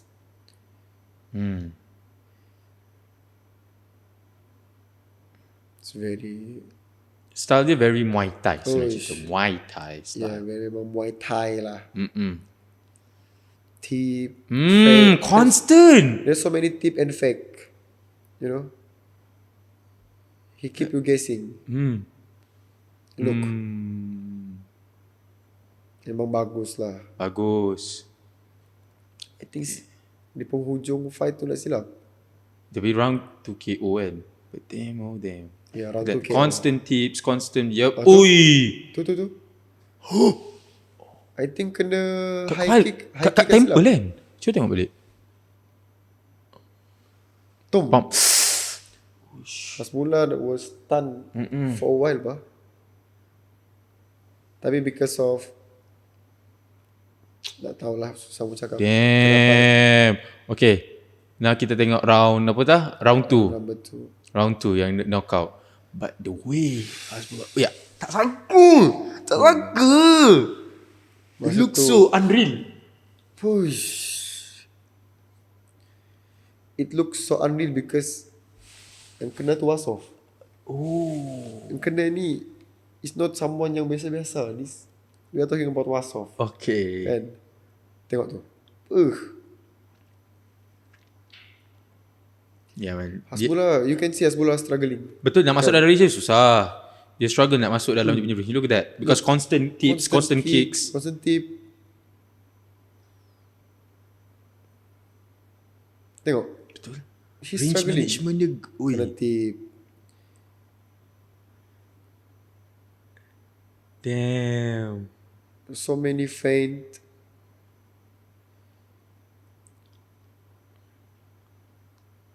Look at that. Betul. Boom. Constant. Damn.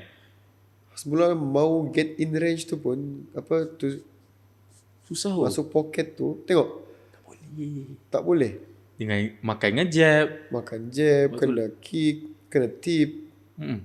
Lepas tu the long guard pun memang amazing lah. Betul. Where's the knockout okay. So sikit lagi. Tengok. Wish.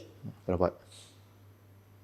Okay. Domination, total domination. Betul. I can, I would agree on that.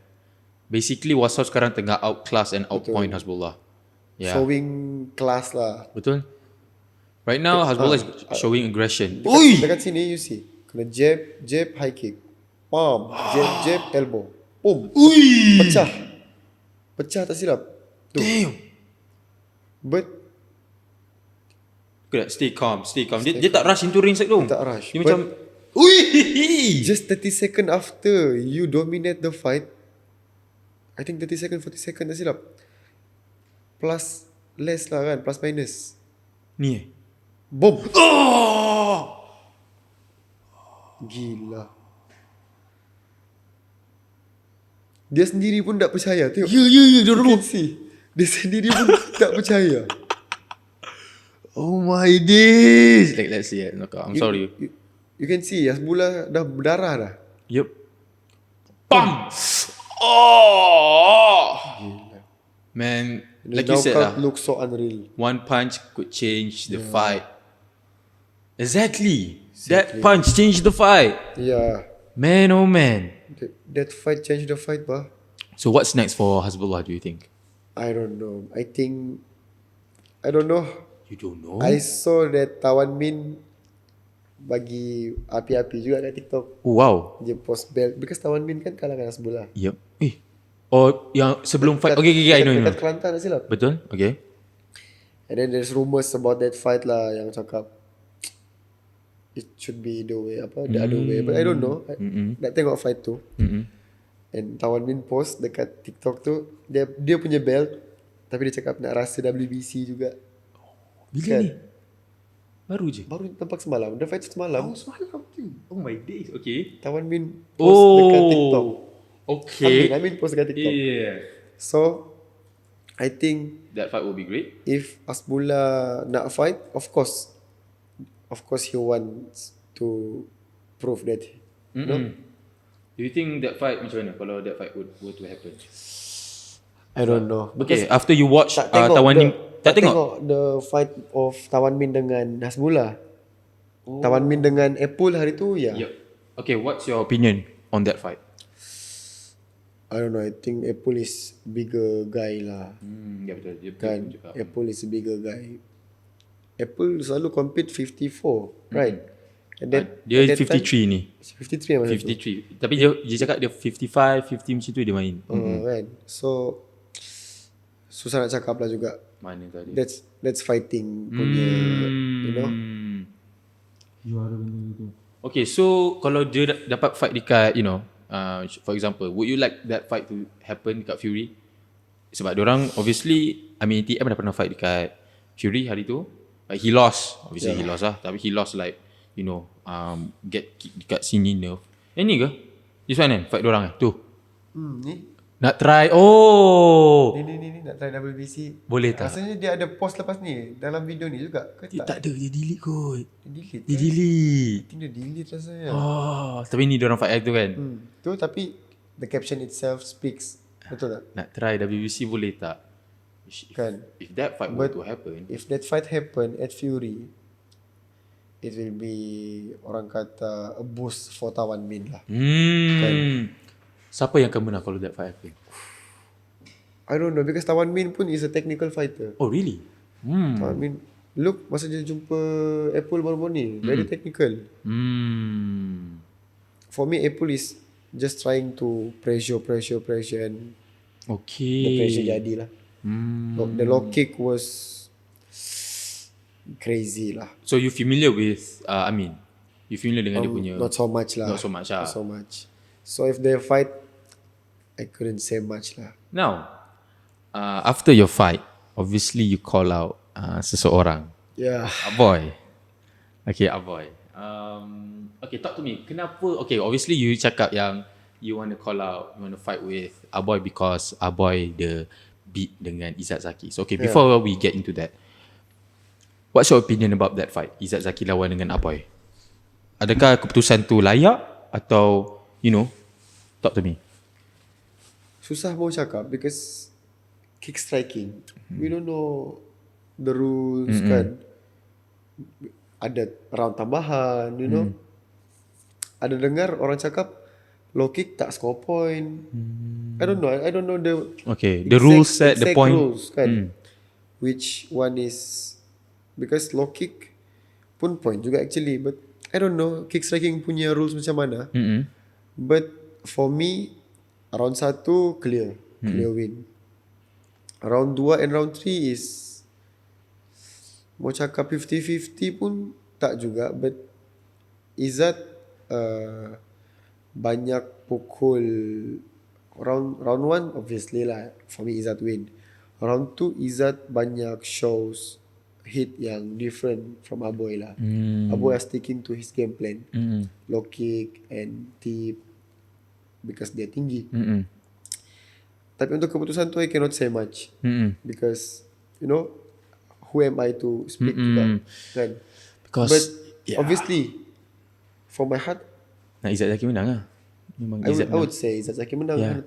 But if I said pun Izzat Zaki menang, what's gonna change? There's nothing gonna change kan. So the best thing for them is to rematch untuk dorang lah. I think because people pun initial reaction to the match because diorang tengok fight tu Muay Thai punya scoring dalam otak diorang. So that's why diorang punya initial reaction macam tu. Kita nak boleh cakap banyak sebab it's not Muay Thai kan. But you cannot lie juga that combat sport you can see who is hitting and who's not hitting kan. But I cannot say much lah. But it's a good fight lah between them. It's a good fight. So now, then you call out Aboy. Yeah. Sebab kenapa? Sebab dia memang sebab nak rematch sebabkan Izzat Zaki ke macam mana? Actually, of course, Izzat Zaki is like my brother juga. Okay. But personally, there's no beef. There's no, you know, no beef lah. Response dia pun tak ada beef rasanya. Betul. Apa hal problem ni? Ya, ni Instagram ni buat hal. Tapi dia cakap dia open, dia tak ada beef. Okay, there we go.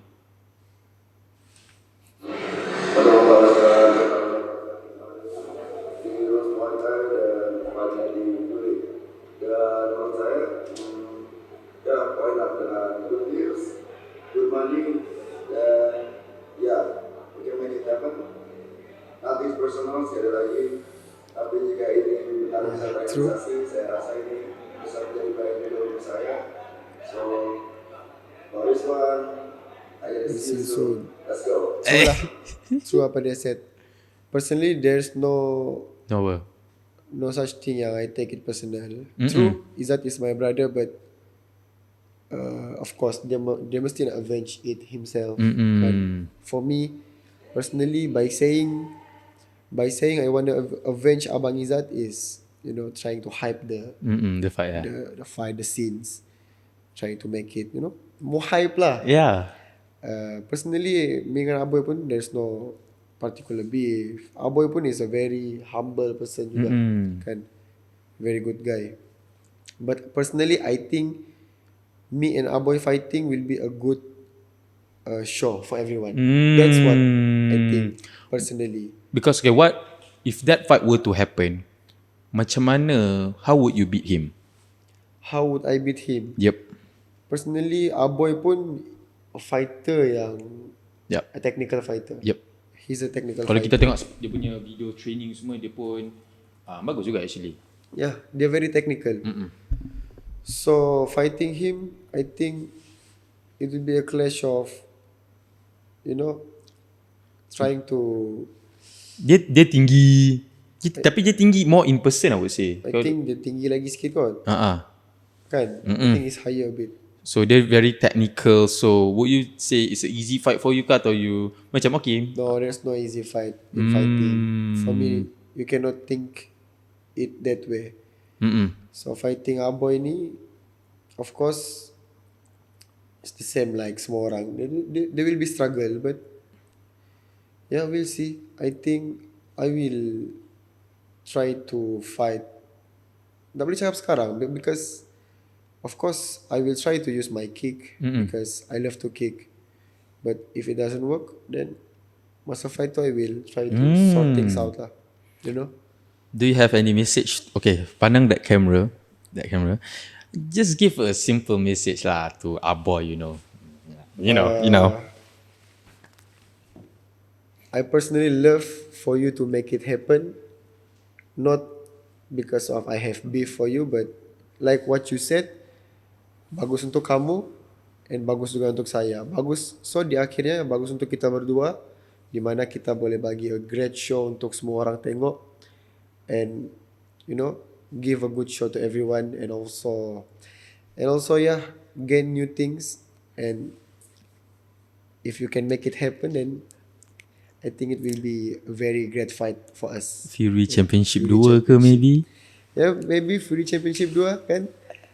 Baik untuk kamu, baik untuk saya. Ya, tengok.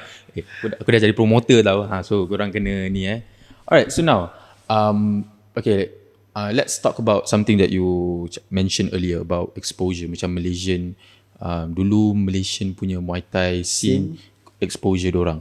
So do you think zaman sekarang, do they get enough exposure untuk grow themselves? Sebab in combat sport, I would say one of the most important things are exposure. Exposed to their training partner, exposed to the gyms, you know. So do you think Malaysia sekarang still lag behind that ke? Atau dah improve? In terms of training, Semua. in terms of Competition. personally, sudah lama benda ni sudah exposed. You know, either kita ambil that opportunity atau tak sejak, because basically every gym now have their own Thai trainers. If not, their coach sendiri akan pergi ambil pengalaman and you know, ambil how that Thai style of training. Betul. But we couldn't lie that kita hidup ni sekarang with our phones kan, there's so many knowledge there. Even kita tak boleh percaya 100% pun, there's thing yang kita boleh terapkan, right? So in terms of training partner or training style, you know, Thailand dah show they have nothing to hide. Because if there's something to hide, they will be unstoppable. But they lost also. Betul, dorang pun kalah. So personally Malaysia, if we want to set satu standards, Rentap is the standards. Oh, Rentap. Dorang punya gym ada Thailand, coach Thailand. Dorang ada buat exchange student punya, you know, ada program. seorang tu kan. Oh, okay, wow. Yeah.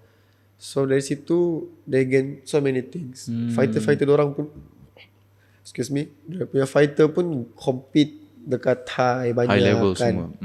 So it's not a secret anymore, kan.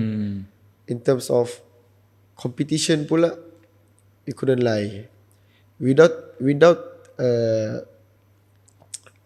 contohlah Fury, without don't say without Fury, smaller events pun you can capture bigger events punya heart, punya Attention. because of how you How you fight, how you how carry you yourself. fight, and then how you carry yourself dekat media sosial kan, how your posting, what make you special. Of course bigger events want to capture benda-benda macam ni kan. So dengan adanya lagi bigger events like Fury kan, of course don't say one championship or ada ni lah kan, ada platform. Benda tu sendiri pun with Fury benda tu akan lagi expose kan. Without Fury benda tu akan expose, but maybe not. Dia tak reach the certain markets lah. Dia tak reach the certain market, but you can expose because you expose kan. Of course dorang boleh expose diri dorang on how they fight kan. But with Fury lagi benda tu lagi boom lah, lagi boom. I can say like that. Okay, you mention yang Rentap punya standard is, you know, diorang punya dari segi gym wise diorang the standard kat Malaysia. Why is that? Kenapa? Apa membezakan gym ni? I'm not saying that there's no perbezaan, but senang cakap, tengok orang punya fighter, barisan fighter dorang. Kabilan, Ilyas, Miki, Jojo, Boy Prata. Semua orang kata top class fighter, good fighter, bukan good, great fighter kan. So kita tak perlu cakap yang because they have Thailand ke, they have ini ke. There is dorang punya, you know, plan, dorang punya dorang punya initiatives on how they want to grow as a gym kan. So why don't, and of course kita nampak sendiri. Don't say Alif Rakib lah. Alif Rakib training dekat Saudi Chapan, Thailand. This Malaysia. Kita nampak sendiri yang they are doing great. So if you want to be great, then you need to follow the grass also, betul tak? Kan? That's why I said orang ni set standards juga lah for every gym in Malaysia. Yeah. So should other gyms try to replicate that plan ataupun try to improve apa yang diorang Yeah, ada? I think improve lah. Because I think the better thing is we be ourselves, but try to take good things from others. I think that's better. Because if we try to replicate others, but it is not us, Susah juga. susah juga. Kan? Better improve with apa yang orang lain ada, kita terapkan dan boleh pakai, then it's good. Betul? So, okay. So now it's the new year, 2026. Yeah. What are your plans for this year? Nak go to that, Thailand punya route, Raja Damner, fight dekat Thailand, atau nak try other stuff? Both, I think. Because we cannot lie that Thailand punya path is the best path juga kan. But the best path to be a fighter, but maybe not the best path for your career. Who knows kan? Maksudnya macam mana Maybe- tu career tu? Yeah, maybe you want to go there, but Thailand, they have so many great fighters in terms of how I want to say, in terms of marketing wise, in terms of financial wise. Untuk pergi sana saja pun you need to spend so many. So maybe fighting in Malaysia or fighting in, I don't know, mau cakap negara lain lah, Malaysia lah. Maybe sometimes the best path is to stay here and bring them here. Who knows kan? It's better for us to grow. Maybe itu path yang terbaik, but we don't know. Maybe sometimes I want to go there juga for experience wise and come here to show what I learned from there. That's one thing yang I plan juga lah. So this year, berapa fights are you targeting? Of course, as a fighter, kita cuba untuk grab as many fight yang kita boleh. Betul. Maybe around 4-5 fights. But I want a quality one. I want something that, kita as a fighter, we grow and we grew lah, orang cakap kan, from back. So many years of training, sacrifice kan. So now, we need to choose wisely on fight yang kita perlu. Because we don't want to be, tiring ourselves out for fight yang not worth it for us. Of apa yang kita sudah lalui. Kan? It's not a short journey, it's a long journey to reach here. Orang yang nak tahu. Orang tahu bila Jojo sudah meletup. Orang tahu bila sudah ada so many fighting scenes. Padahal Jojo, me, siapa lagi, Ilyas, so many fighters lah. Kami pun sudah represent Malaysia back then. But no one knows. Kan? So obviously we need to find fight yang give the most benefits to us lah. To me juga as a fighter. Okay, that's amazing, man. Now, obviously you already compete dekat one. Are you planning to go back to that route also? Atau Of course. Of course. But the thing is, this time I want to, if I went there, if I go there, I want me to be focusing 100% untuk itu saja. I don't want there's belajar and there's still one. I want a clear path. Tunnel mindset yang this is what I want to focus untuk masa ni.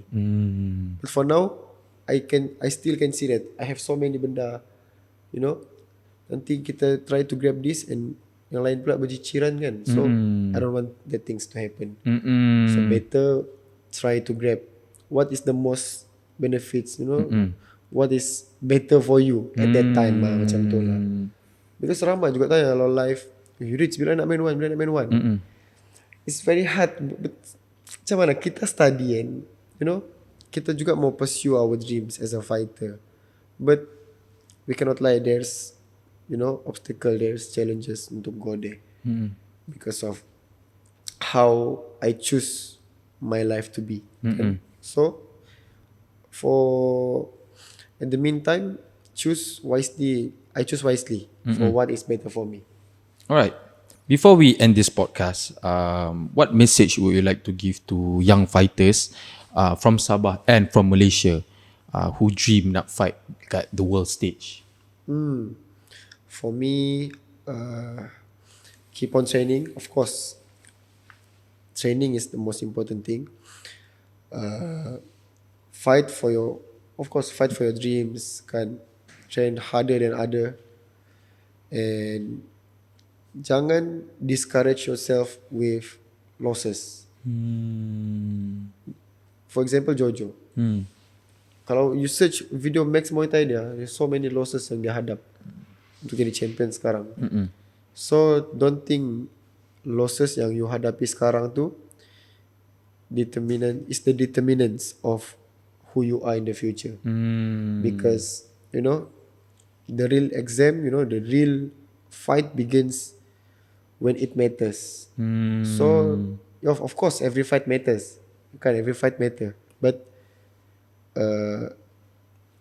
take it as a lesson and grow better until you can compete at the higher level. You are ready for that particular level. Jangan take the losses too personally. Don't take the losses too personally. And like I said, media social is media social. Kan? One day you fight at a certain level, bagus macam mana pun kita, people will say, people have something to say. For example, Alif. The fight just on Dash was great. Fight tu tak boleh nak cakap apa lah. Fight tu. But even he fought great, there's a group yang akan cakap, main lari-lari pun menang. Kan?